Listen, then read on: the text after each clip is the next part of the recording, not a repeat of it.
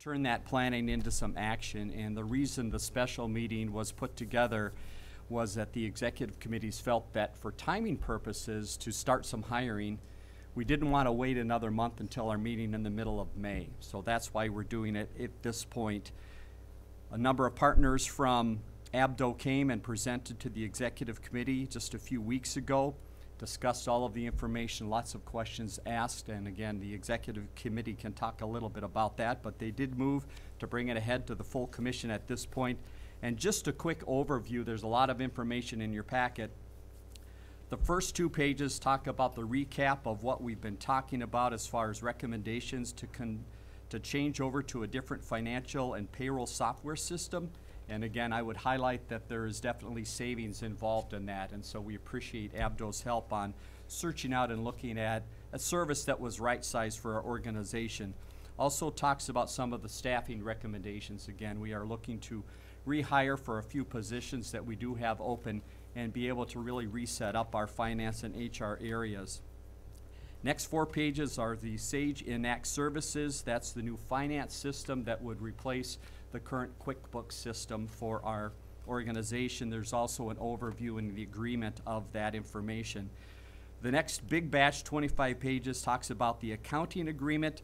Again, April through 1 month after we go live date. So that is what that agreement looks towards, is helping us get to the point of going live and then offering a little bit of service after we go live so the new staff is fully up to speed.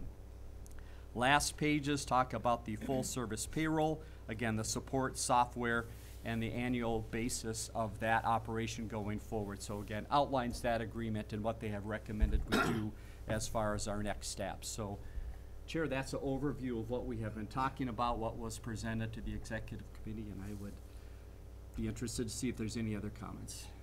Commission members have any comments, or executive committee? We do have Michael and Julie here from ABDO. If you have any questions as to what's been provided to you, fire away at them. The executive committee, both executive committees did approve moving this forward, and we all feel it's in the best interest of the organization to get going on this. And so, again, anybody have any questions? Jim? Assuming this is approved this morning, as I anticipate it will be, are we going to get periodic status reports ongoing to just have updates on the progress being made to achieve the objectives that are outlined in these reports? I hope we will. Dave, Shannon, I assume we will. That has been talked about at the Joint Executive Committee of maybe meeting a little bit more often with that group. Right. So I think that is a smart idea. I agree. Thank you. Good. Any other questions, comments? If not, I would ask for a motion to approve what's been presented to you. So moved. Motion's been made. Is there a second? Second. All those in favor say aye. Aye. Opposed? Carried. Thank you. I think it's a step in the right direction. Dave, Shannon, you have some updates on legislation and some other items? We thought we would sneak in a few others of some fun variety and some updates of the things that are, again, working in a positive way for us. So I'm going to turn it over to Shannon. She has some information about some work down at the Capitol. Yes, so I hope to give you a legislative update on a bill that our attorney, Mike Bradley, has been working on. It's something he's mentioned to you before. The short title of the bill is Local Digital Media Gross Receipts Tax, and it was introduced in the Senate in March by a senator from Maplewood.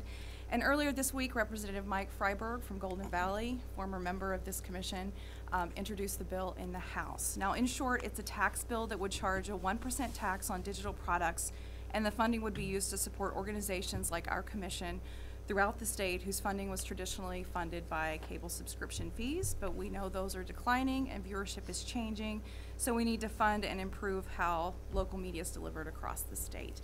I have copies of the bill, both bills. The language is the same in both the House and the Senate at this point if you want to take it home for some light reading. Last week, Dave Kaiser, Daryl Sanis, and his wife Diane and I went to the Capitol for MACTA Day, and this was an opportunity for us to talk about community television, who we are, what we do, but it was also a chance for us to talk about this bill and a little bit more about how we are funded. And we found a few things. Number one, our lawmakers are very aware of what we do and how we do it, and they were unequivocally supported. I think we got in front of 12 different lawmakers or dropped off information. So that was good. They know who we are and they're supportive of what we are. But they're really unclear on how we're funded. One senator asked us point blank, how much money do you receive from the state each year? The answer is zero. Others believe that we're funded like TPT or NPR is funded. So we have some education to do in that respect. And so we've got work to do there. Most senators and representatives did let us know it is late in the session. We probably can't hope for much to be done on this bill at this point, but we're laying the groundwork for next year. And I also wanted to share the picture that was just on the screen, and I know you couldn't read it, but I thought this was a win too. Representative Kristen Robbins from Maple Grove, she posted this picture on Twitter after we spoke with her and said, fun to catch up with Dave and Shannon from CCX News to discuss possible new sources of funding for local public access TV stations now that more people are using streaming services which don't pay the fee for public airwaves. And when we caught up with Representative Robbins, the first thing she said is, I know all about this because Mark Schultz gave me a phone call and told me. So we appreciate that. And I do think moving forward, if you have the ear of one of your lawmakers, just use the opportunity to talk about who we are and about our funding challenges.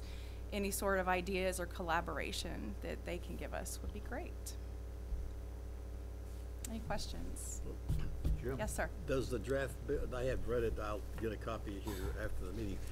Does it say anything about what amount of funding is being sought? Or Good. how I saw it about a gross earnings tax.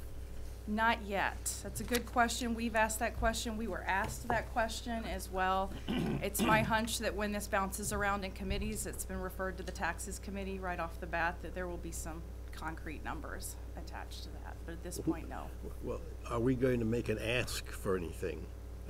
An amount of revenue that we would hope we might derive from that bill if it were enacted?